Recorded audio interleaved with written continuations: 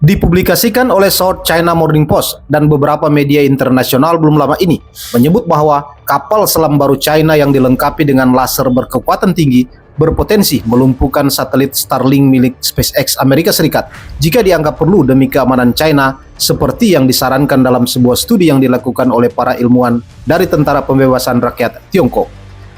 Menurut penelitian, kapal selam ini akan dilengkapi dengan senjata laser solid state yang mampu memancarkan daya bermegawatt.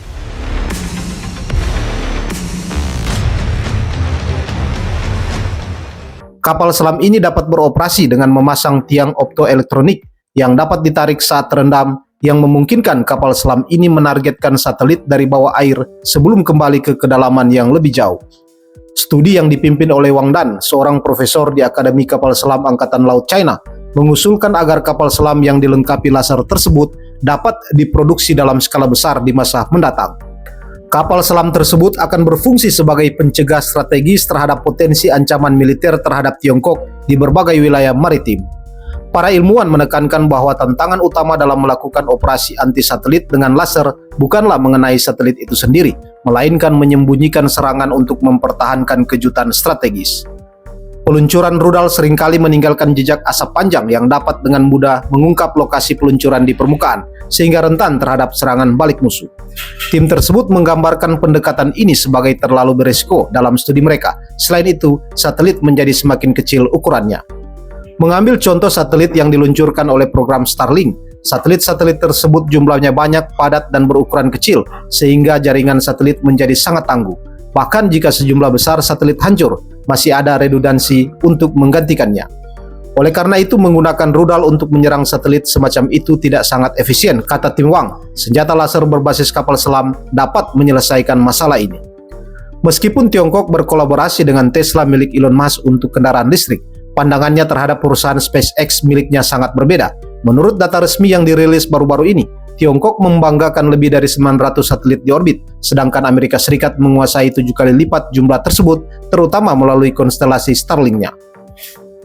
Dalam insiden penting tahun lalu, 2 satelit Starlink mendekati stasiun luar angkasa China dengan cara yang mengkhawatirkan, yang memicu protokol evakuasi darurat di antara para astronot. Peristiwa ini meningkatkan kekhawatiran Beijing bahwa Amerika Serikat berpotensi menyebarkan satelit hemat biaya ini untuk mengancam aset luar angkasa China yang mahal. Satelit Starlink yang utamanya digunakan untuk komunikasi semakin menarik perhatian setelah SpaceX berhasil menguji roket Starship-nya. Pencapaian ini membuat beberapa analis militer Tiongkok berspekulasi bahwa satelit Starlink di masa mendatang mungkin membawa muatan tambahan untuk aplikasi militer, termasuk pengintaian dan gangguan elektronik. Program Starshield, sebuah inisiatif gabungan oleh Pentagon dan SpaceX untuk memantau senjata hipersonik China, telah memperburuk kekhawatiran ini. Pengembangan senjata laser menimbulkan banyak rintangan teknologi yang mencakup penyimpangan energi, manajemen panas, dan presisi optik. Namun China telah mempercepat upaya penelitiannya dan mencapai terobosan signifikan, terutama sejak penyebaran Starlink selama konflik di Ukraina. Kemajuan ini mencakup sistem catu daya kuat yang mampu mendukung peluncuran berdaya tinggi dan padat, laser solid state yang ringkas namun bertenaga, jaringan serat optik yang mampu mentransmisikan daya lebih dari 10.000 watt dengan fasilitas luar biasa, dan teknologi untuk mensintesis sinar laser menggunakan ratusan serat optik tersebut. Menurut penelitian terbaru oleh ilmuwan Tiongkok, laser memiliki aplikasi tambahan seperti menciptakan gelembung udara pada permukaan kapal selam untuk mengurangi hambatan atau menghasilkan gelombang kejut senyap untuk propulsi. Tim Wang menyoroti bahwa di luar operasi anti-satelit, kapal selam yang dipersenjatai dengan senjata laser dapat menjalankan berbagai peran.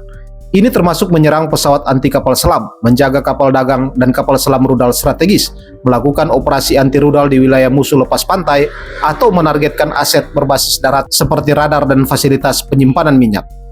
Penelitian mereka menunjukkan bahwa laser berdaya 150 kW pada kapal selam pun dapat melumpuhkan peralatan deteksi fotolistrik pada pesawat anti kapal selam dalam hitungan milidetik. Dengan jangkauan efektif melebihi 20 km, penembakan terus-menerus berpotensi menembus badan pesawat. Kapal selam rudal strategis Tiongkok siap di lautan, siap untuk misi nuklir baik dalam keadaan damai maupun konflik. Untuk menghadapi kerentanan terhadap ancaman udara yang memerlukan pengawalan oleh kapal selam yang dilengkapi dengan persenjataan laser.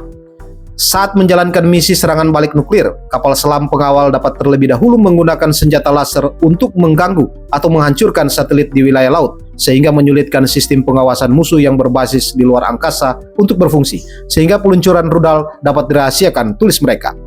Transportasi laut Tiongkok semakin sibuk. Jika jalur komunikasi laut negara kita terputus, hal itu akan menyebabkan kesulitan dalam memperoleh sejumlah besar pasokan penting untuk perang. Yang terpenting adalah pasokan minyak, kata Tim Wang. Secara tradisional, kapal perang permukaan bertugas mengawal kapal dagang, tetapi kemampuan mereka terbatas dan rentan terhadap deteksi dan serangan. Sebaliknya, kapal selam menawarkan kemampuan siluman dan kemampuan yang tinggi, sehingga memungkinkan operasi bawah laut yang berkepanjangan. Selain itu, jika kapal selam dilengkapi dengan senjata laser, mereka dapat mencegat ancaman udara yang menargetkan kapal dagang. Selain itu, mereka dapat memanfaatkan persenjataan rudal anti kapal dan torpedo untuk menyerang kapal perang dan kapal selam musuh, menurut para peneliti. China juga dapat mengerahkan kapal selam ini ke pelabuhan musuh untuk berbagai tujuan strategis.